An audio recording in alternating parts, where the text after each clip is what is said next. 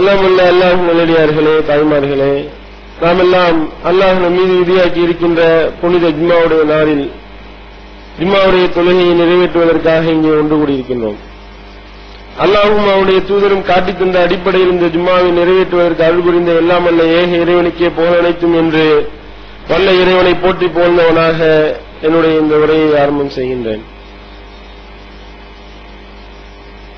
கடந்த சில வாரங்களுக்கு முன்பாக ஒரு சம்பவம் சவுதி அரேபியாவில் நடைபெற்றுள்ளதாகவும் அந்த சம்பவத்தில் இஸ்லாம் சொல்லக்கூடிய தீர்வு மிக மோசமான தீர்வாக இருக்கின்றது என்றும் தற்காலத்தை நோக்கி இஸ்லாம் மனிதர்களை அழைத்துச் செல்கின்றது என்றும் இப்படிப்பட்ட பிற்போக்குவாதிகளை நாம் புறக்கணிக்க வேண்டும் என்றும் இஸ்லாமியர்கள் மீது கடுமையான விமர்சனங்களை கூறி ஒரு சம்பவத்தை சொல்லி தற்போது செய்தி சேனல்களும் பத்திரிகைகளும் இஸ்லாத்தின் மீது புழுதி வாரி வீச ஆரம்பித்திருக்கின்றது.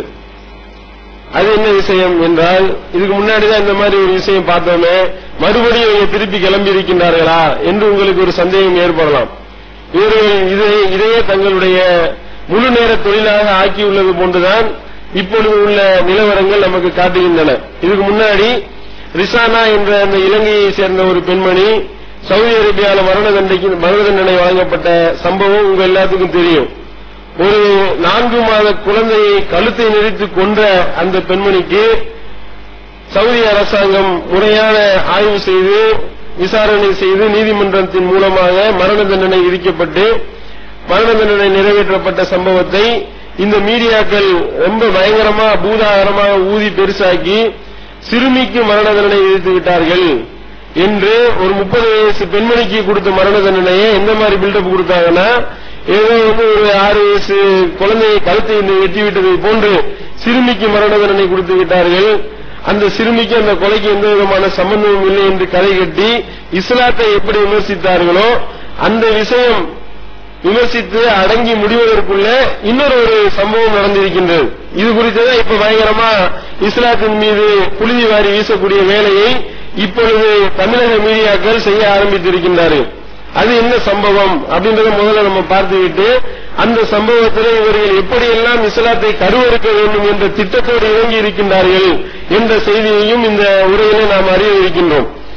அதாவது சவுதியில் இருக்கக்கூடிய ஃபெய்ஹான் அல் காம்தி என்ற ஒரு நபர் என்ன செய்யறாருன்னா, அவர்கள் வைக்கக்கூடிய குற்றச்சாட்டு, அவர் 5 வயது தன்னுடைய பெண் குழந்தையை கற்பழித்து கொலை செய்திருக்கின்றார். இது அவர் மேல வைக்கப்படக்கூடிய குற்றச்சாட்டு. இந்த ஃபெய்ஹான் அல் காம்தி என்றவர் தன்னுடைய பெண் குழந்தையை கற்பழித்து கொலை செய்திருக்கின்றாராம். அப்படி கொலை செய்ததனுடைய விளைவாக சவுதி அரசாங்கம் தூக்குதல்ல போடணுமா இல்லையா? ஆனா 4 மாத சிறை தண்டனை மட்டும்தான் இவருக்கு விதித்திருக்கின்றார்கள். தன்னுடைய பிள்ளையை கற்பழிச்சு கொலை பண்ண ஒரு காம கொடூரனுக்கு 4 மாத சிறை தண்டனை தான் விதித்திருக்கின்றார்கள். அதுக்கு காரணம் என்னவா? அவர் ஒரு சவுதி மதகுருவாக இருந்த காரணத்தினால், அவர் சவுதி மதகுரு என்ற ஒரு விஷயத்தினால இவரை மன்னித்து விட்டு 4 மாத சிறை தண்டனையோட இவரை வெளியே விட்டிருக்கின்றார்கள். இதெல்லாம் ஒரு மார்க்கமா? இதெல்லாம் ஒரு சட்டமா? இதெல்லாம் ஒரு நாடா? இப்படிப்பட்ட நாடு சொல்லக்கூடிய சட்டம் தான் நீங்க ஃபாலோ பண்ண போகின்றீர்களா? இவர்கள் ஏன் இந்த சட்டத்தை ஃபாலோ பண்றாங்கன்னா, இஸ்லாம் இப்படி சட்டம் சொல்லுகின்றது, அதனாலதான் இவர்கள் இப்படிப்பட்ட காட்டு மிராண்டிகளாகவும் பிற்போக்குவாதிகளாகவும் அடிப்படைவாதிகளாகவும் இருக்கின்றார்கள் என்று நம்மை எதிர்க்கக்கூடியவர்கள் இப்ப புழுதி பரப்ப ஆரம்பித்திருக்கின்றார்கள். இப்ப ரிசானா ஆரம்பத்துல ஒண்ணுமே இல்லாம இருந்த மாதிரி இருந்து இப்படியே எல்லாரும் எழுத ஆரம்பிச்சு ரொம்ப பரபரப்பாச்சா இல்லையா? அந்த மாதிரி போன வாரம் எழுத ஆரம்பிச்சிருக்கிறாய். இப்ப கொஞ்சம் கொஞ்சமா எழுத ஆரம்பிக்கிறாய். நேற்று ஒரு தனியார் சேனல்ல இதுக்கு ஒரு சிறப்பு தொகுப்பை வெளியிடக்கூடிய அளவுக்கு இப்படிப்பட்ட ஒரு சட்டம் தேவையா என்பது நீங்க எல்லாம் ஆய்வு பண்ணுங்க என்று முஸ்லீம்களை இழிவுபடுத்தக்கூடிய வகையில இவர்கள் சொல்லக்கூடிய ஒரு நிகழ்ச்சியையும் ஒளிபரப்பியிருக்கின்றார்கள். இப்ப பத்திரிகையும் எழுத ஆரம்பித்திருக்கின்றது. அறிவு ஜீவிகள் என்று தங்களை சொல்லக்கூடியவர்கள், நாங்கள்லாம் ரொம்ப விவரமா யோசிக்கக்கூடியவர்கள் என்று எழுத்தாளர்கள் கவிஞர்கள் என்று தங்களை மாறிவிட்டுக் கொள்ளக்கூடிய அந்த அறிவு ஜீவிகளும் இந்த மேதாவிகளும் என்ன செய்கின்றார்கள்? இப்ப இஸ்லாத்தை விமர்சனம் பண்ணி இப்ப கட்டுரைகளை எழுத ஆரம்பித்திருக்கின்றார்கள் இந்த விஷயத்தை மெயின் பண்ணி. இதுல முதல் விஷயம் என்னன்னா, எந்த ஒரு விஷயத்தை மக்கள் மத்தியில் கொண்டு போனாலும் அதுக்கு இவர்கள் ஆதாரம் என்பது ஏதாவது ஒண்ணு இதுக்கு ஆதாரம் இருக்கா என்று மற்ற விஷயத்தில் யோசிக்கிறானோ இல்லையோ, இஸ்லாத்தினுடைய விஷயத்திலையும் இஸ்லாமியருடைய விஷயத்திலையும் இஸ்லாமியர்களை எப்படி கட்டம் கட்டி கருவறுக்க வேண்டும் என்பதுதான் இவர்களுடைய நோக்கமுள்ளா இருக்கு என்பதற்கு இந்த ஒரு விஷயம் மிகப்பெரிய ஒரு சான்றாக அமைந்திருக்கின்றது. இவர்களுடைய இவர்களுடைய உண்மை நிலவரம் என்பதை வெட்ட வெளிச்சமாக்கக்கூடிய ஒரு அழகான அற்புதமான ஒரு நிகழ்வாக இந்த நிகழ்வு அமைந்திருப்பதை நாம் பார்க்கிறோம். விஷயம் என்ன? கல்ஃப் நியூஸ் என்ற ஒரு இணையதளம், அது இது குறித்த ஒரு செய்தி வெளியாகி இருக்கின்றது. இவருடைய வேலையெல்லாம் என்ன? எவனாவது எடுக்கிற வாந்திய அப்படியே விழுங்கி இவர்கள் வாந்தி எடுப்பார்கள். இதுதான் இவருடைய வேலை. அதுக்கு ஏதாவது ஆதாரம் இருக்கா? இது எவிடன்ஸ் என்ன? இவருடைய சோர்ஸ் என்ன? இப்படி குற்றம் சாட்டுகின்றோமே அந்த சவுதி அரசாங்கத்துடைய விளக்கம் என்ன? இதுக்குண்டான ஆதாரம் என்ன? எதுவுமே பார்க்க மாட்டாங்க. இவர்கள் என்ன செய்வார்கள்? ஏசி ரூம்ல உட்கார்ந்து கொண்டு இந்த ரிசானா விவகாரத்துக்கு இருக்கிறாங்களா இல்லையா, அந்த பெண்மணி கழுத்தை நெரித்து கொலை செய்திருக்கிறாள். 4 மாத குழந்தையை கழுத்தை நெரித்து கொண்டதன் விளைவாக தான் அந்த குழந்தை இறந்திருக்கின்றது என்ற செய்தியை மெடிக்கல் ரிப்போர்ட் முதற்கொண்டு ஊர்ஜிதப்படுத்துகின்றது. மெடிக்கல் ரிப்போர்ட்டை காமிச்சுதான் இந்த பெண்மணி தான் கொலை பண்ணிருக்கிறான்ற ஆதாரத்தோடு தான் இந்த சவுதி நீதிமன்றம் தீர்ப்பளிக்குது. ஆனா இவர்கள் இங்கே உட்கார்ந்து கொண்டு என்ன எழுதுகிறார்கள்? இல்ல, பால் புகட்டிக்கிட்டு இருந்தாங்க. பால் புகட்டிக்கிட்டு இருக்கும் பொழுது புறையேறி அந்த குழந்தை இறந்துருச்சு. இவன் உட்கார்ந்து பக்கத்துல உட்கார்ந்து பாத்துக்கிட்டு இருந்த மாதிரியும் இவன் அந்த புட்டி பாலை அந்த பெண்மணிக்கு அந்த குழந்தைக்கு ஊற்றியவன் மாதிரியும் இங்கே உட்கார்ந்து எழுதுறான். அதே மாதிரியான வேலையை தான் இந்த விஷயத்திலையும் செய்திருக்கின்றார்கள். அவர் கடுமையான முறையில் கற்பழித்தாராம், அப்படியே அடித்த கொண்டாராம், கற்பழித்து கொலை செய்தாராம். கற்பழித்ததாக எந்த விதமான ஒரு ஆதாரமும் கிடையாது. இது எந்த அளவுக்குன்னா, ஒரு குழந்தையை கற்பழித்ததாக சொல்வதாக இருந்தால் யாரு கம்ப்ளைண்ட் கொடுத்தாலும் அவன் தானே சொல்லணும், குற்றச்சாட்டு வச்சவங்க சொல்லணும். இந்த மேதாவிகள் கற்பழித்ததாக எழுதுகின்றார்கள். ஆனா விஷயம் என்னவென்றால் அந்த குழந்தையினுடைய அந்த கொல்லப்பட்ட குழந்தையினுடைய தாயார் தான் இது சம்பந்தமா இந்த சவுதி நீதிமன்றத்தில் வழக்கு தொடர்ந்திருக்கின்றார்கள். இந்த மாதிரி என்னுடைய குழந்தையை 5 வயது குழந்தையை இவன் கொலை செய்திருக்கின்றான், என்னுடைய கணவன் எனக்கு விவாகரத்து கொடுத்துட்டான், கொடுத்த நிலையில என்னுடைய குழந்தையை அடிச்சு கொலை பண்ணியிருக்கிறான், அப்படிப்பட்ட என்னுடைய கணவனுக்கு மரண தண்டனை வழங்குங்கள் என்று அந்த குழந்தையினுடைய தாய் தான் வழக்கு தொடர்ந்திருக்கிறார். அந்த குழந்தையினுடைய தாய் கூட இந்த குற்றச்சாட்டை சொல்லவில்லை. இவன் பக்கத்தில் உட்கார்ந்து பார்த்த மாதிரி எழுதுகிறான், கற்பழித்து கொலை செய்து விட்டார் அப்படின்னு சொல்லி. அப்ப இதே இவர்களுடைய எந்த அளவிற்கு இவர்கள் மோசமான ஆள் என்று விளங்குதா இல்லையா? ஒண்ணு குற்றஞ்சாட்டி அந்த நபர் சொல்லியிருக்கணும், அல்லது அந்த நீதிமன்றத்தில் வழக்கு தொடர்ந்த வழக்கறிஞர் ஏதாவது சொல்லியிருக்கணும், அல்லது அந்த வழக்கை ஃபைல் பண்ணான அந்த காவலர் ஏதாவது இதை பத்தி சொல்லியிருக்கார்களா என்றால் எதுவுமே கிடையாது. எந்தவித அடிப்படை ஆதாரமும் இல்லாமல் ஒரு விஷயத்தை கையில மாட்டுச்சுன்னா அதுக்கு கண்ணு காது மூக்கு வாயெல்லாம் வச்சு பில்டப் பண்ணக்கூடிய வேலை செய்யறானா இல்லையா? இந்த ரிசானா விவரத்திலே அப்படிதானே பண்ணாங்க. இந்த ஸ்ரீலங்காவினுடைய எம்பி ஒருத்தவர் பேட்டி கொடுத்தாரு, ரிசானாவை தலையை வெட்டிட்டாங்க. இன்னும் ஒரு 4 ஸ்ரீலங்காக்காரங்க சவுதி அரேபிய நீதிமன்றத்தில் இருக்கிறாங்க. சவுதி அரேபியால அந்த சவுதி அரேபியாவினுடைய சிறையில தண்டனை பெற்றிருக்கின்றார்கள். 4 பேர் என்னென்ன காரணம், ஒரு ஆள் பைபிள் வச்சிருந்ததாகவும், ஒரு ஆள் சூனியம் செஞ்சதாகவும், இன்னொரு ஆள் இப்படி ஒரு 4 பட்டியலை போட்டு 4 பேரை செஞ்சதற்காக ஒரு புத்தர் சிலை வச்சிருந்தாருன்றதுனால 4 பேரை பிடிச்சு போலீஸ் உள்ள வச்சிருக்கிறான்னு ஸ்டேட்மெண்ட் கொடுக்கிறாரு. யாரு? இந்த ஸ்ரீலங்காவினுடைய எதிர்கட்சி எம்பி ஒரு ஸ்டேட்மெண்ட் கொடுக்கிறாரு. உடனே எழுதுகிறான், ஆனந்த வீரன் என்ற அந்த அயோக்கியன் எழுதுகின்றார், இந்த 4 செயலை செய்வதற்காக 4 பேரு அவர்களுடைய தலை வெட்டப்பட போகின்றது, மரண தண்டனை கொடுக்கப்பட்டு உள்ளே வைத்திருக்கின்றார்கள். ஒரே ஒரு கொப்பு கிடைச்சா போதும், அந்த கொப்பை மரமாக்கி அந்த மரத்தை மலையாக்கிடுவாங்க. இந்த வேலை 4 பேர் உள்ளே இருக்கிறான்னு ஒரு தகவலுக்காக சொல்றான். இந்த 4 பேர் பைபிள் வச்சிருக்கிறதுனால ஒருத்தன் தலையை வெட்ட போனா நீ எழுதுறான். அப்ப எந்த அளவிற்கு அயோக்கியர்களாக இருக்கின்றார்கள். அந்த மாதிரி இந்த விஷயத்தில் என்ன செய்யறாங்கன்னா, கொலை பண்ணி ஒரு பிரச்சனை உருவாயிருக்கு.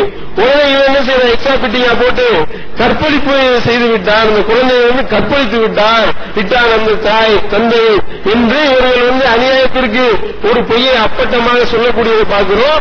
இதுக்கு எவ்வித ஆதாரமும் கிடையாது. கல்ஃப் நியூஸ் என்ற ஒரு இணையதளம் இந்த செய்தியை சொல்லியிருக்கிறான். சொல்லிட்டு அதுக்கப்புறம் அவர்களே வாபஸ் வாங்கிவிட்டாரு. தெரியாதனமா இந்த செய்தியை போட்டுட்டோம், இது உண்மை நிலவரம் கிடையாது, இந்த மாதிரி 4 மாத சிறை தண்டனை கிடையாது, நாங்கள் தவறாக இந்த செய்தியை போட்டுவிட்டோம் என்று அவர்கள் வருத்தம் தெரிவித்து வாபஸ் வாங்கி இருக்கின்றார். இந்த செய்தி சொல்லுவானா, அவன் வாபஸ் வாங்கி ரொம்ப நாள் ஆகி போச்சு, ஆனா வாய திறக்க மாட்டான். குற்றச்சாட்டு, பொய்யான குற்றச்சாட்டை மட்டும் பரப்பி விடுறான் இஸ்லாத்துக்கு எதிராக. ஆனால் இது பொய், இதுல உண்மை இல்லை என்று அவர்கள் போட்டு அறிவிப்பை இவர்கள் வெளியிடுவார்களா என்றால் இந்த அயோக்கியரே கட்டாயம் வெளியிட மாட்டார்கள். இதுதான் உள்ள நிலவரம். அதுக்கடுத்து பார்க்கிறோம், 4 மாத சிறை தண்டனை போட்டிருக்கானே, அது என்ன அப்படி ஆய்வு பண்ணி பார்த்தா அது என்னன்னா, இப்ப இங்க ஒரு 2 கொலை ஒருத்தர் பண்ணான்னு வைங்க, உடனே போலீஸ் என்ன செய்வான், புடிச்சிட்டு போய் நீதிமன்றத்தில் ஆஜர் பண்ணுவோம். நீதிமன்ற காவல்ல 15 நாள் நீதிமன்ற காவல் போடுவானா, 15 நாள் நீதிமன்ற காவல்ல வச்சு காரணம் என்னன்னா, கொலையாளி மேற்கொண்டு வெளியே போய் கொலை செய்ததாக சந்தேகப்படக்கூடிய அந்த நபர் வெளியே போய் சாட்சியை கலைக்கிறது, அதோடு மட்டுமில்லாமல் இதுக்கு எதிரான வேலை எஸ்கேப் ஆகி ஓடுறது, விசாரணைக்கு குறுக்கிடுவது, இந்த மாதிரியான வேலையை செய்யாமல் இருப்பதற்காக நீதிமன்ற காவலும் 15 நாள் போடுவாங்கல்ல. இந்த மாதிரி விஷயம் தான் அங்கே நடந்தது. அதாவது நீதிமன்ற காவல்ல 15 நாள். அதே மாதிரி அங்க என்ன சொல்லிருக்கா, இந்த விஷயத்தை ஆய்வு செய்யற வரைக்கும் 4 மாத சிறை தண்டனை வழங்கப்படுவதுன்னு சொல்லியிருக்கு கோர்ட்டு. உடனே கிளம்பிட்டாங்க. கொலை பண்ணதுக்காக ரிஷானாவை கொண்டா மட்டும் தலை வெட்டுறாங்க. அந்த அடுத்த ஆளா இருந்தா இவங்க பெற்ற மகளை கொலை பண்ணிருக்கிறான், அவனுக்கு 4 மாத சிறை தண்டனையோடு அவன் விட்டாங்க. பாத்தீங்களா இப்படிப்பட்ட சட்டம், பாத்தீங்களா? காரணம் என்னமா, இதுக்கு இப்படி உள்ளது 4 மாத சிறை தண்டனைக்கு அது வேற எக்ஸ்ட்ரா கிட்டிங் போறாங்க. அது என்ன எக்ஸ்ட்ரா கிட்டீங்கன்னா, இந்த 4 மாத சிறை தண்டனை ஏன் கொடுக்கிறாங்க தெரியுமா? தகப்பனே தன்னுடைய பிள்ளையை கொண்டால் அந்த தகப்பனுக்கு மரண தண்டனை விதிக்க கூடாது என்று இஸ்லாம் சொல்லுகிறது. இஸ்லாத்தில் அப்படி சட்டம் இருக்கின்றது. கொலை பண்ண தகப்பனை விட்டுவிட வேண்டும், அவனுக்கு கொலைக்கு கொலை பலிக்கு பலி என்ற அந்த கிசாசுடைய சட்டம் இவனுக்கு பொருந்தாது என்று இஸ்லாம் சொல்லி காட்டுகின்றது. குர்ஆன் எப்படி சொல்லுது, நபியே அப்படி விட்ட வழிகாட்டுதலை பண்ணியிருக்கிறான். அதனால அதோடு மட்டுமில்லாமல் இவர் மதகுருவாகவும் இருக்கிறதுனால இவரை 4 மாசம் உள்ள வச்சுட்டு அப்படியே விட்டுட்டாங்க என்று இவர்கள் எழுதுகின்றார்கள் என்றால் எப்படிப்பட்ட அயோக்கியர்களாக இவர்கள் இருந்தால் இஸ்லாத்தை கருவறுக்க வேண்டும் என்பதில் கங்கணம் கட்டிக்கொண்டு எப்படி இவர்கள் பிரிகின்றார்கள் என்பது தெரியுதா இல்லையா? கேட்டா இவர்களுக்கு பேருதான் அறிவு ஜீவன். இவர்களே நாங்கள் ரொம்ப மெத்தை படித்த மேதாவிகள் என்று தங்களை சொல்லிக் கொள்கின்றார்கள் பார்க்கிறோம். இது என்ன விஷயம்? 4 மாத சிறை தண்டனை என்பது விசாரிக்கிறதுக்கு தான். விசாரணை நடந்து கொண்டிருக்கின்றது. விசாரணை நடந்து கொண்டிருக்கும் பொழுது இனிமேதான் தீர்ப்பு அளிக்கப் போகின்றது. வரக்கூடிய 13ஆம் தேதி இந்த விசாரணை, இன்னும் அடுத்த கட்ட விசாரணை 13ஆம் தேதி அறிவித்திருக்கின்றது சவுதி நீதிமன்றம். அப்படி இருக்கிற நிலையில 4 மாச சிறை தண்டனை இவர்களுக்கு வழங்கப்பட்டிருக்கின்றது என்று ஒரு பொய்யான விஷயத்தை இவர்கள் சொல்கின்றார்கள் என்றால் இவர்கள் எப்படிப்பட்ட அயோக்கியர்களாக இருக்க வேண்டும்? கொஞ்சம் ஆய்வு பண்ணி பாருங்க.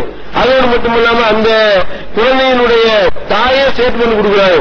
இவங்க கலப்பின சித்தனாக்கள் உலகம் உள்ள பறவைகளா, என்னுடைய குழந்தை 5 வயது குழந்தைய வேண்டாம் நீங்க அசிங்கப்படுத்துறீங்க, இந்த அந்த குற்றச்சாட்டை நானே சொல்லலையே, என்னுடைய குழந்தையை நீங்கள் இழிவுபடுத்த வேண்டாம், அந்த குழந்தை கற்பழிக்கப்படலாம் இல்லை என்று தெளிவான முறையில் அதை மறுத்து அந்த குழந்தையினுடைய தாய் ஸ்டேட்மெண்ட் கொடுத்துருக்கிறாங்க.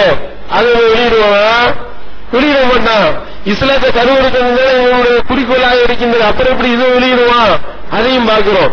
அடுத்து என்ன அப்படின்னா, இது நம்ம சொல்றோமா, இந்த மாதிரி சவுதியில ரிசானா பெண்மணியை ஏன் கொண்டாங்க, இருக்கு கொண்டாங்க, மனதண்டனை விதிக்கப்பட்டவருடைய காரணம் என்ன, அவ சிறுமியா, நீங்க சொல்ற மாதிரியான விஷயம்லாம் நடந்துச்சா, அவ புட்டிப்பால் கொடுக்கறப்ப மூச்சு முட்டியா தங்கிருச்சா அப்படின்றதெல்லாம் நாம எவிடன்ஸ் எழுதுறோமா? உடனே இவங்க சவுதியுடைய ஏஜென்ட், அதனால இவங்க சவுதி அரேபியாவுக்கு ஆதரவா பேசிக்கிட்டு இருக்காங்க அப்படின்னு சொல்லி நம்ம மேல குற்றச்சாட்டு வைக்கிறத பாக்குறோம். அடப்பாவில சவுதி அரேபியாவுடைய ஏஜென்ட் எங்களை யாராவது சொல்ல முடியுமா? இந்த ஜமாத் எப்படிப்பட்ட ஒரு நிலைப்பாடு எடுத்திருக்கின்றது? தப்பு யார் செய்தாலும் அந்த தப்பை கண்டிக்கக்கூடிய ஒரு நிலையில் இருக்கின்றோம். யார் தவறு செய்தாலும் இது தவறுதான் என்று உடைத்து சொல்லக்கூடிய ஒரு நிலைப்பாட்டை வைத்திருக்கின்றோம். அதே நேரத்தில் யார் சரியான விஷயத்தை செய்தாலும் அதை ஆதரிக்கக்கூடிய நிலைப்பாட்டை இருக்கின்றோம். இஸ்லாத்தின் மேலும் இஸ்லாமிய சட்டத்திட்டங்களின் மேலும் நீ புழுதி வாரி வீசும்போது அது தப்பு, இது இஸ்லாத்துல இல்லாத நீ சொல்ற. இஸ்லாம் இந்த மாதிரியான நீ எக்ஸ்ட்ரா பிட்டிங் போட்டு நீ சொன்னீங்கன்னா நீ நேரடியாக உங்களோட விவாதத்துக்கு வா, இப்படிதான் நம்ம கூப்பிடுறோம். இது சவுதி அரேபியா செஞ்ச பல தவறுகளை நாம் கண்டித்திருக்கின்றோம். சவுதி அரேபியா பண்ணக்கூடிய மார்க்கத்துக்கு முரணான நிலைப்பாடு, எடுக்கக்கூடிய மார்க்கத்திற்கு முரணான நிலைப்பாடுகள், சவுதி அரேபியா செய்த மார்க்கத்திற்கு முரணான செய்திகள் அனைத்தையும் சுட்டிக்காட்டி இது கூடாது என்று தடுத்திருக்கின்றோம். இன்னும் சொல்ல போனா நம்முடைய மாநில தலைவர் அவர்கள் வெளிநாடு பிரச்சாரம் போகும் பொழுது இவங்க என்ன செஞ்சாங்க, நம்முடைய ரொம்ப உற்ற தோழர்களாக முதல்ல இருந்தவர்கள் என்ன பண்ணாங்க, சவுதி அரேபியாவை பத்தி நம்ம என்னென்ன விமர்சனம் பண்ணி பேசியிருக்கிறோமோ இந்த மாதிரியான செய்திகளை எடுத்து போட்டு கொடுத்தாங்க. இங்க பாருங்க, உங்களை இப்படி இப்பெல்லாம் விமர்சனம் பண்ணிருக்கிறாங்க அப்படின்னு சொல்லி போட்டு கொடுத்தாங்க. அதனாலே பல இடையூறுகள் ஏற்பட்டது. இப்படி இருக்கிற நிலையில சவுதி அரேபியாவுடைய ஏஜென்டா நம்ம சவுதி வெளிநாட்டு அரசாங்கங்களிடத்திலிருந்து சவுதி உட்பட எந்த நாடுகளிலிருந்தும் சல்லி பைசா வாங்கக்கூடாது என்பதை கொள்கையாக வைத்திருக்கின்றோம். அதை தவ்ஹீத் ஜமாத்தினுடைய பைலாவில வைத்து பிரச்சாரம் செய்து கொண்டு அதை நடைமுறைப்படுத்தியும் இருக்கக்கூடிய ஒரு இயக்கத்தை பார்த்து சொல்றான் சவுதியினுடைய ஏஜென்ட்கள் அப்படின்ற ஒரு மோசமான ஒரு குற்றச்சாட்டை, பொய்யான அவதூறான ஒரு குற்றச்சாட்டை வைக்கின்றார்கள். அதுக்கு நம்ம பதிலடி கொடுக்கிறோம். இது சவுதி தப்பு செஞ்சா தப்புன்னு சொல்லுவோம், சரின்னு செஞ்சா சரியானதை செய்தால் சரி என்று சொல்லுவோம். இதை நாம விளக்க கடமைப்பட்டிருக்கிறோம். அடுத்து என்னன்னா, அவர் மதகுருன்றதுனால விட்டுட்டாங்க.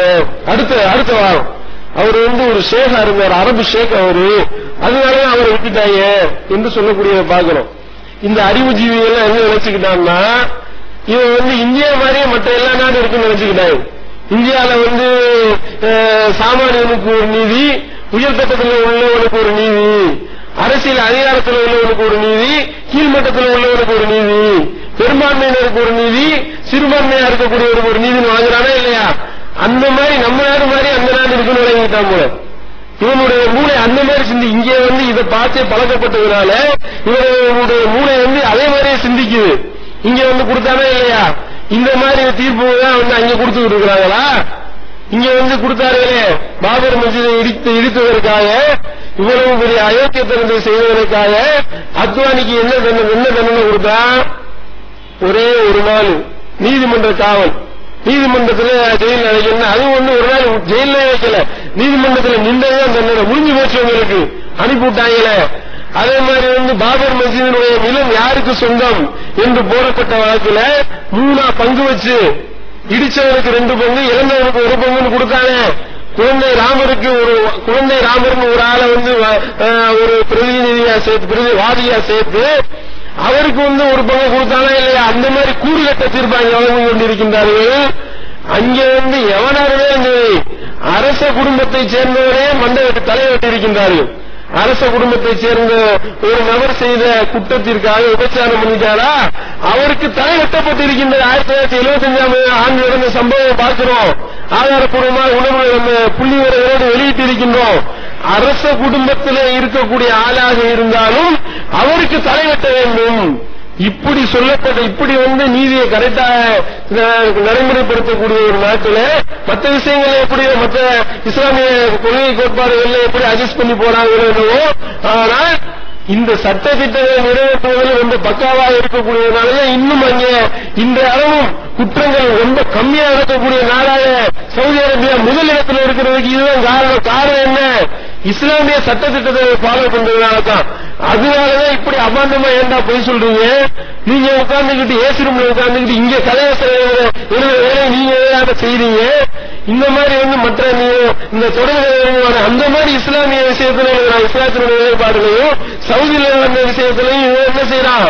ஏசி ரூம்ல உட்கார்ந்துகிட்டு கலைவசம் எழுதக்கூடிய வேலையை நீ செய்யாத. இதை பத்தி உனக்கு என்ன தெரியும்? நீ சரியான ஆளா இருந்தா இதை பத்தி நேரடியா விவாதத்துக்கு வா அப்படின்னு சொல்லி பகிரங்க விவாத அறைகூவல் விடுகின்றோம். விவாதத்துக்கு வர மாட்டேன்றாய். இதே மாதிரி ஆனந்த வீரனாக இருக்கட்டும், நக்கீரனாக இருக்கட்டும், கலைஞர் கருணாநிதியாக இருக்கட்டும், அதோடு மட்டுமில்லாமல் அதில் எழுதக்கூடிய மனுஷிய புத்திரனாக இருக்கட்டும், இன்னும் எவ்வளவு பேராதிகள் அறிவுஜீவிகள் என்று தங்களை சொல்லக்கூடியவர்களாக இருக்கட்டும், நீ சொல்றதுல சரியான ஆளாக இருந்தால் நீ எங்களோடு நேரடி விவாதத்திற்கு வா என்று கூப்பிட்டால் அது ஒரு 10 நாள் டைம் போட்டு கடிதம் பதில் கொடுத்தாங்களா? எவனும் பதில் தர மாட்டேன்றான். அப்ப நீ சொல்ல வாதத்தில் உண்மையாளராக இருந்தா நீ விவாதத்துக்கு வந்திருக்கணுமா இல்லையா? அப்படி விவாதத்துக்கு வராம பொய்யான அடுத்த குற்றச்சாட்டை வைக்கிறான். ஏற்கனவே செருப்படி வாங்கியாச்சு, வாங்கின செருப்படி